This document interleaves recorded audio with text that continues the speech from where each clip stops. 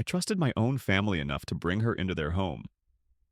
That mistake rewired everything I thought I knew about loyalty. My older brother had dated my fiancée before me. Not seriously, not meaningfully. A single month he later dismissed as boring. He'd dumped her because commitment felt inconvenient that week. Back then, I lived in another state. I didn't know he even had a girlfriend. I didn't know her name. I didn't know anything, and that ignorance would come back to punish me. I met her months later after moving back. A random bar, a random night. Except nothing about her felt random. Conversation that didn't stall. Pauses that didn't feel awkward. A kind of focus that made the rest of the room blur. We kept meeting. Coffee turned into dinners. Dinners turned into something steady. When we made it official, it felt inevitable. By December, I told my parents I was seeing someone. I kept details light. I don't parade my private life until I'm sure. At dinner, they asked for photos. I handed over my phone. It traveled around the table. Laughter, smiles. Then my brother froze. His face changed first. Then his voice exploded. He called me a traitor, a disgusting brother, accused me of stealing his ex and demanded I end it immediately. The table went silent. Forks stopped midair. I refused. Calmly. That only made him louder. When I asked her later, she didn't dodge it. She explained everything. The short relationship. How he checked out emotionally after weeks. How he left without drama. It took time, but eventually my brother stopped bringing it up.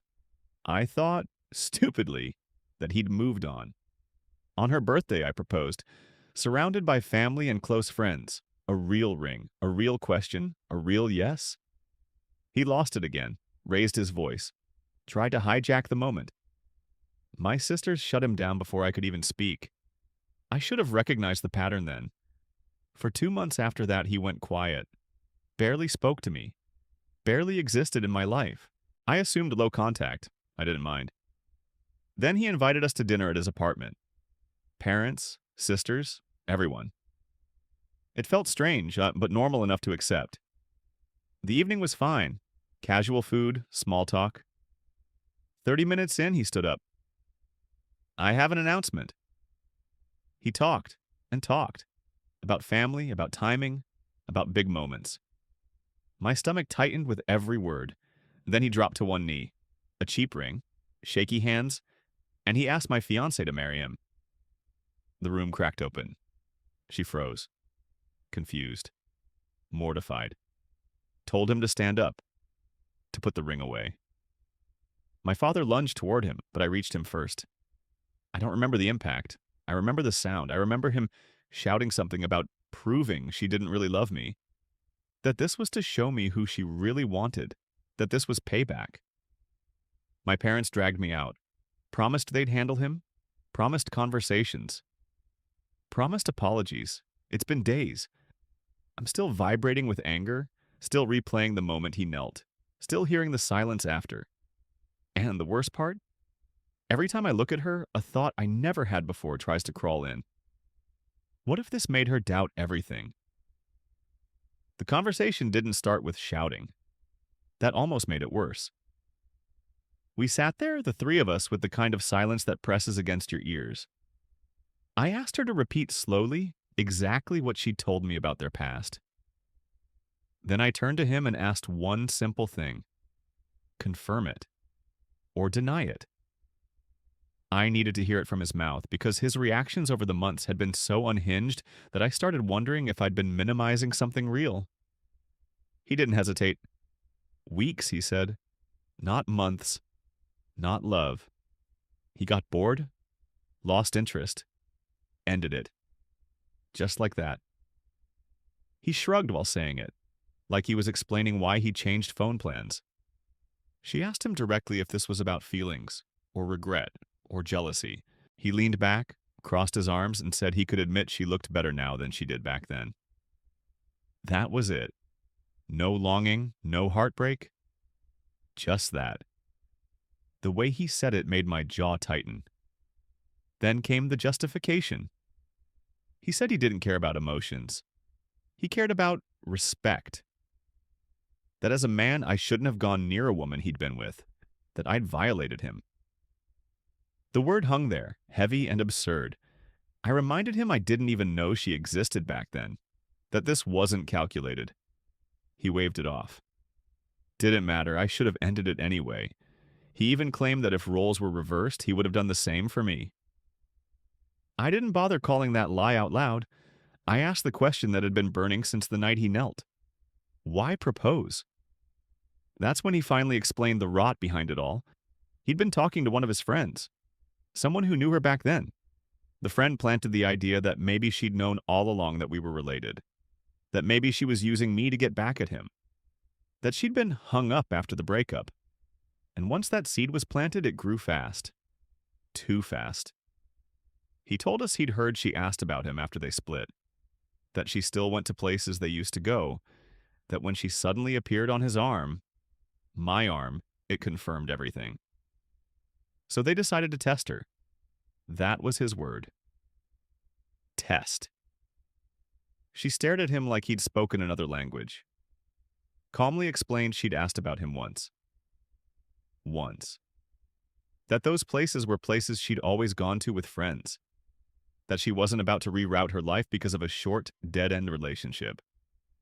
And then her voice changed, just slightly, when she said she was offended by the idea that she'd stoop low enough to pretend to love someone just to hurt him. He gave a half apology, not to her, to the air. Then said she had to understand his perspective.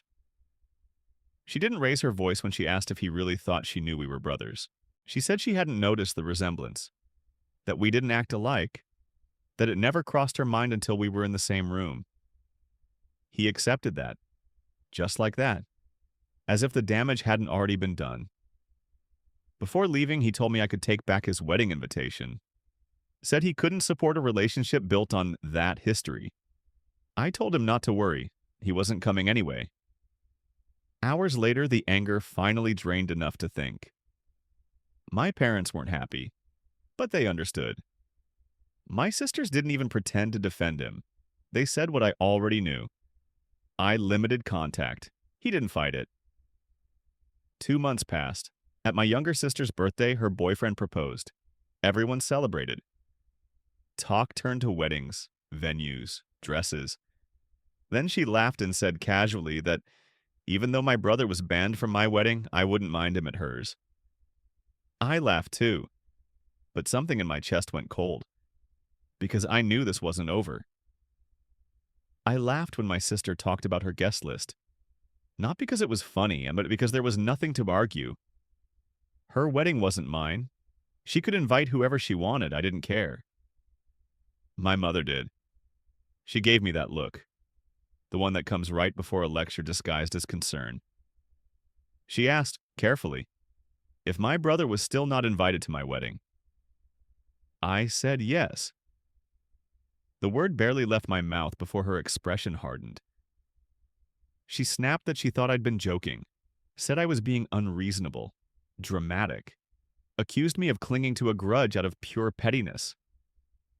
I reminded her, calmly, that my brother and I had already agreed he wouldn't come, that this wasn't the moment to hijack my sister's birthday with my wedding drama. If she wanted to discuss it, she could call me another day. My sister backed me up sharper than I expected, telling our mother to stop making everything about him. The subject dropped, but not the tension. A few days later, my mother showed up at my house. She said she wanted to talk, sat down like she was preparing for an intervention, asked why I was being so stubborn, said I shouldn't feel threatened by my brother's past with my fiancé, that banning him was too far. I repeated the same thing. It was mutual. If he had a problem, he could talk to me himself. That's when she crossed the line. She said if I didn't re-invite him, she wouldn't come either. Said I was ostracizing her son. I shrugged, told her she was free to throw her invitation away. I wasn't begging anyone to attend my wedding. She stared at me and asked if I was really okay with her not being there. I told her it wouldn't be the first milestone of mine she'd skipped because of him. The silence after that hit like broken glass. She called me cruel, said I was a prick for dragging up the past. Then she stormed out. The messages started that same night. Calls, texts, relatives telling me to be the bigger person, to invite him just to keep the peace. My fiancé started getting messages too from my mother, asking her to talk sense into me. As far as I know, she didn't answer a single one. Lines were drawn fast. Most of my mother's side boycotted the wedding. My father stayed, his side stayed, my sister stayed, her family stayed. We adjusted, quietly started looking at smaller venues, fewer chairs, fewer forced smiles. I even called my brother, asked him directly if he cared about being uninvited. He sounded annoyed, said he'd uninvited himself in the first place, that he didn't want to come anyway, didn't understand why everyone was fighting, told me to leave him out of it, and said he'd tell our mother the same. That conversation left me colder than before. Contact with my mother dropped to almost nothing. My father and I stayed civil. I told him the boycott invitations wouldn't magically reappear even if minds changed. He understood.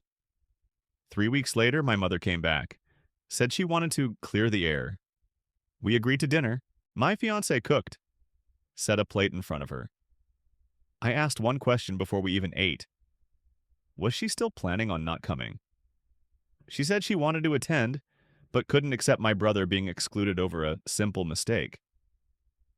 I reminded her what that mistake was, proposing to my fiancé while I sat 3 feet away. She said it was just a joke. The fork froze in my fiancé's hand. She asked my mother why she'd come at all if nothing had changed. My mother admitted she was hoping to talk to her, that she thought my fiancé might convince me to re-invite my brother. Apparently, she assumed I wouldn't be home. That was the moment it ended. My mother wasn't arguing with me anymore. She was trying to go around me. She left without dessert, and this time, the uninvitation wasn't mutual. I didn't realize how far she was willing to go until she tried to corner my fiancé alone. She waited for a moment when I stepped away. Jen stayed polite, calm, told her that she understood her reasoning, but that she wouldn't have a conversation like this without me present. Because this wasn't women talking. This involved my brother, my family, my future. That answer snapped something. My mother's voice changed, sharp, accusatory. She said Jen was spineless, that she couldn't think without me doing it for her. The words came fast, ugly, loaded with years of resentment that had nothing to do with Jen. I stepped back in just in time to hear it turn into shouting. The 3 of us stood there, tension buzzing, air thick. Jen told her once to stop. Then she stood up and walked toward the door, signaling the conversation was over. My mother followed her, still yelling, still blaming her for tearing the family apart. Jen reached the door and started unlocking it. That's when my mother grabbed her by the hair. There was no warning, no pause. Just a violent yank that sent Jen crashing to the floor. My mother kept screaming while she hit her, clawing at her face like she was trying to erase her. Time fractured. Sound tunneled. I remember the thud of bodies, the scrape of skin against the floor. I dragged my mother off her and shoved her outside. Hard. She slammed against the porch and immediately started pounding on the door, screaming my name, screaming Jen's. I locked it. My hands shook so badly I had to try twice. I knelt beside Jen, checked her face, her head, her hands. She was shaking, breathing too fast, but conscious. The pounding stopped after a few minutes. Then the call started. I waited until Jen could sit up on her own. Then I sent one message to my mother. Don't contact us again. Ever. There's nothing left to say. Then I blocked her. I called my dad. Then my sisters. Told them exactly what happened. My dad went quiet, then tried to explain it away. Stress, emotions. You know how she gets. My sisters didn't soften it. They said they'd been waiting for this moment, that she was always going to snap. They were already on their way. I asked Jen if she wanted to call the police. She shook her head, said she just wanted it to end. Said she didn't want to live with the guilt of getting my mother arrested. I told her cutting contact was non-negotiable, but that she should at least consider filing a report. Documentation, protection. She didn't answer. My sisters arrived, then her mom. The house filled with quiet voices and careful movements. Jen sat between them, wrapped in a blanket that didn't stop her hands from trembling. My mother is blocked everywhere. That won't change unless Jen decides otherwise. And then people started asking why I'd never pushed for her to have a closer relationship with my parents in the first place. So here's the part I never talk about. My brother was always the golden child. My mother didn't hide it. She didn't need to. While my sisters and I were left with sitters, she took him shopping. While we shared hand-me-downs, he got new clothes. His toys were his. Ours were communal. If he broke something, I was punished for teaching him bad behavior. When he tried to push a kid down the stairs at school, I was grounded and forced to apologize. Because I hadn't been a good role model.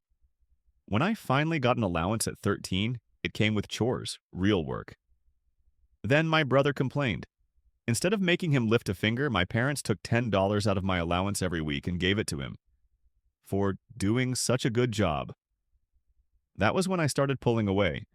By high school, we barely spoke unless we had to. Looking back now, the proposal wasn't a joke.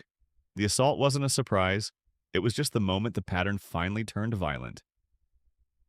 There were moments when the favoritism stopped being subtle and turned transactional. I got my first job at 17 for one reason only: freedom. I wanted my own car, my own money. Something my parents couldn't siphon off and redirect to my brother. My oldest sister helped me open a bank account in secret, showed me how to budget, how to hide small independence inside envelopes and numbers. I worked until my hands ached. At 18, I bought my first car myself. When my brother got his license, my parents asked, not suggested, that I let him use my car. Practice, they said. I agreed.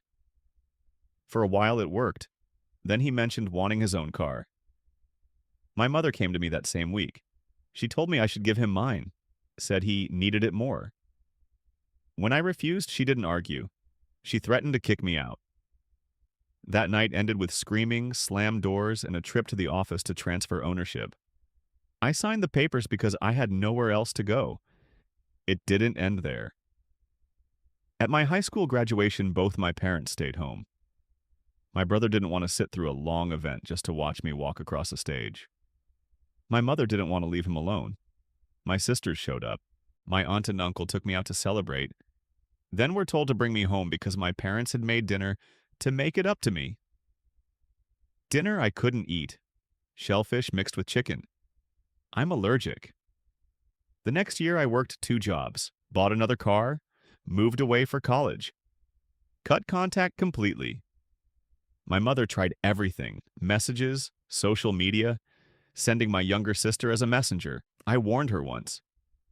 When she switched to my other sisters and even my brother, I threatened a restraining order.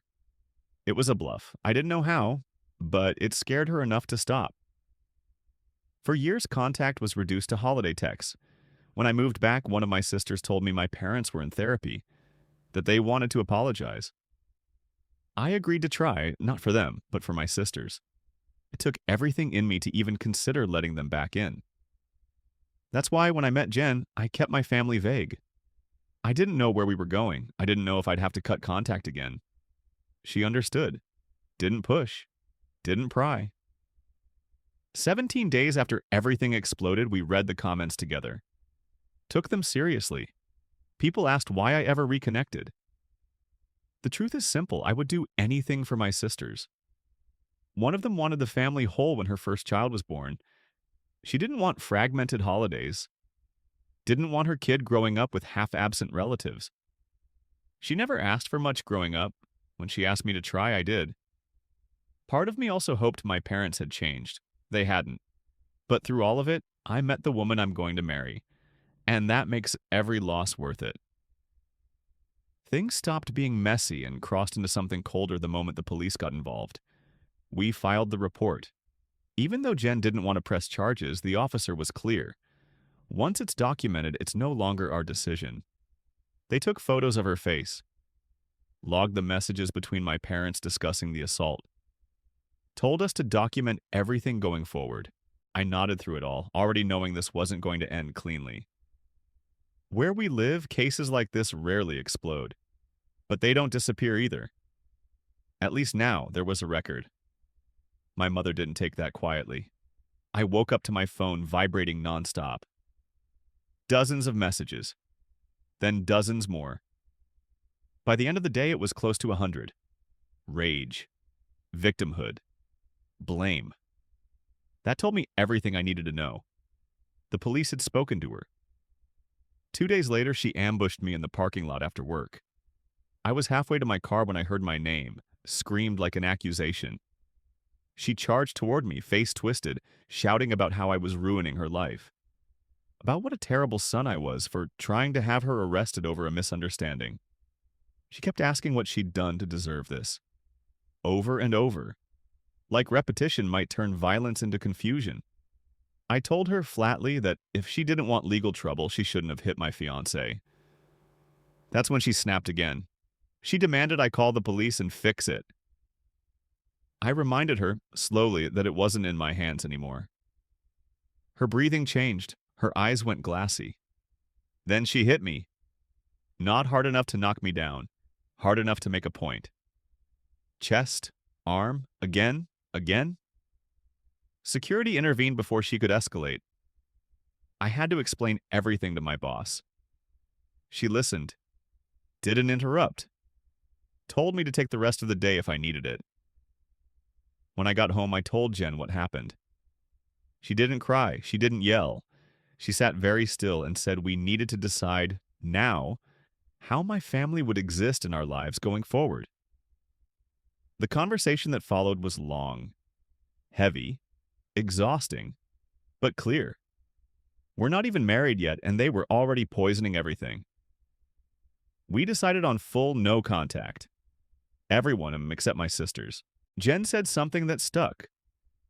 She'd stayed out of my family dynamics because they weren't hers to manage, but she refused to spend her life bracing for my mother's next explosion or watching my father excuse it. She even suggested moving away.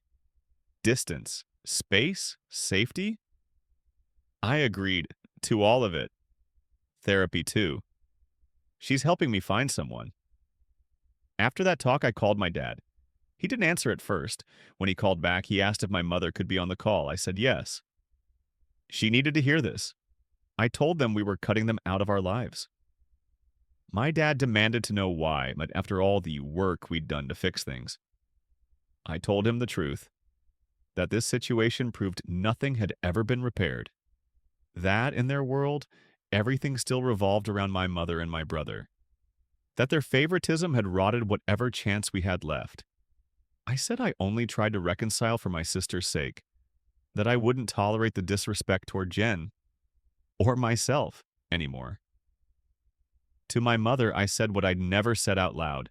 I was done being her scapegoat, done carrying the weight of her parenting failures, that I would never forgive her. Not for what she did to Jen, not for what she did to us growing up. She told me to move on like my sisters had. I cut her off, told her to accept their forgiveness and let it sustain her, because she would never have mine. Not after everything she'd done these past weeks. She started crying, asked how I could paint her as a villain. I told her she didn't need my help doing that. Then she said it, through sobs, that she regretted having me, that I'd only ever tried to destroy her life. And in that moment, something inside me went quiet. Because villains don't say that to their victims by accident. The call didn't end quietly. It never could have. When my mother opened her mouth again, Jen finally snapped. She didn't shout, not at first. Her voice went low, sharp, deliberate. She told my mother exactly what kind of person says something like that to their own child. The words weren't polite. They weren't filtered. They landed one after another, precise and brutal. Disgusting was the mildest of them. My mother either left the room or went silent. I honestly don't know which. She stopped speaking altogether.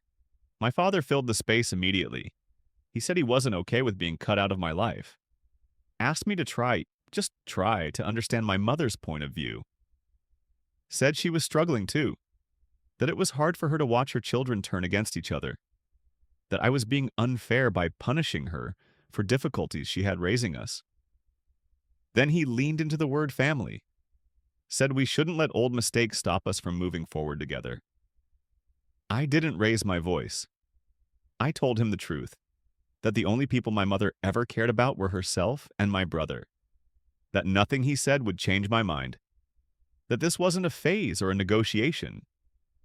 Then I told him it was his choice whether he kept my number, because after this call I would be blocking both of them everywhere. And I hung up. After that, I sat down and wrote one email. Long, direct, calm in a way I didn't feel. I uninvited everyone from the wedding except my sisters, my aunt, and my uncle. I attached links to everything I'd written publicly. No dramatics, no insults, just facts. I hadn't cried in a long time. Jen sat with me while it finally came out. Didn't rush me, didn't tell me to stop. Just held me and said we'd be okay. Over and over until my breathing slowed. My sisters reached out after reading it. I apologized to the one who had asked me to try reconciling. Told her I couldn't keep doing this for her sake anymore. She told me not to apologize. Said it wasn't my fault it ended this way. The reactions from the rest of the family split cleanly down the middle. Some were furious that I'd aired everything online. Others were furious at my parents for letting it get this bad without anyone knowing. The last person I spoke to was my brother. He asked if I was cutting him off too.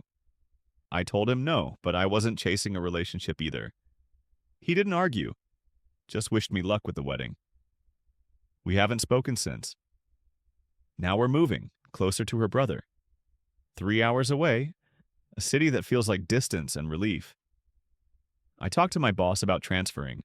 Jen is lining up remote work or a new position. The guest list shrank again. The venue changed again. Her brother offered his house by the lake. For the first time, the changes feel intentional instead of reactive. I said I wouldn't post again unless something drastic happened. 10 months passed. Here's the quiet ending people never expect. I have a wife now, and a newborn daughter. We found out she was pregnant around the time everything imploded. That news erased hesitation. We moved faster, chose distance, chose stability. We married 4 months ago, small and private, at the lake house. She found a dress she loved and refused to wait long enough to outgrow it. My sisters came. My aunt and uncle came. No one else mattered. There was no blowout, no surprise appearances. Just one of the best days of my life. Our daughter was born last month, healthy, loud, perfect. Jen's doing well.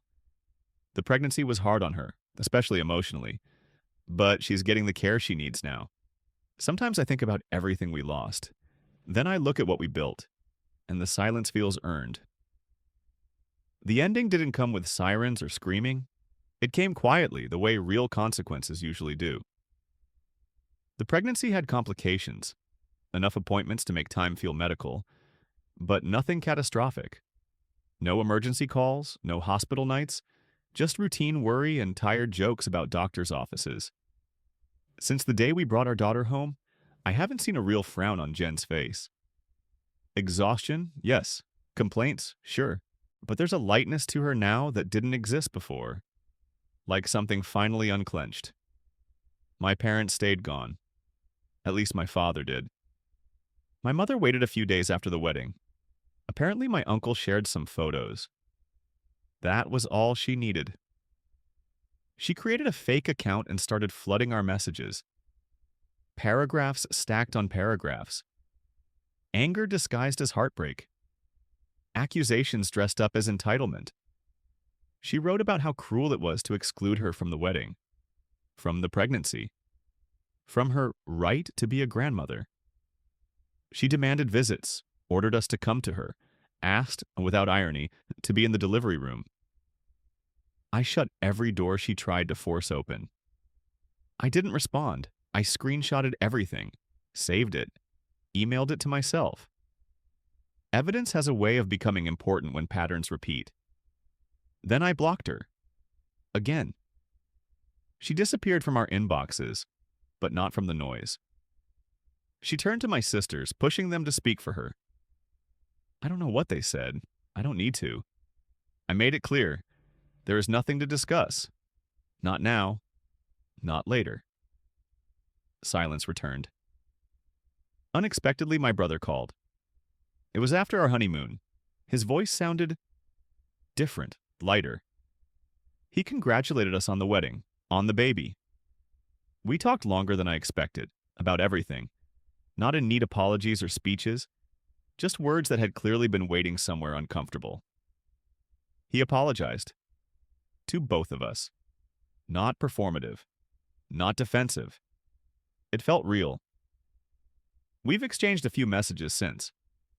Mundane things, work, weather. He asked if I'd get a drink with him next time I'm in town. I told him I'd think about it, and I meant it. There's one line I won't cross. He doesn't know where we live. He won't. Not now, not later. If he chooses to talk about my life to my parents, that's his decision. But I won't hand him anything that lets them show up unannounced. Distance isn't punishment, it's protection. Maybe something new can exist with him, maybe not. Trust doesn't rebuild on apologies alone. I look at my wife holding our daughter, her head tucked under Jen's chin, her tiny fingers curling without purpose. And the noise from the past feels smaller.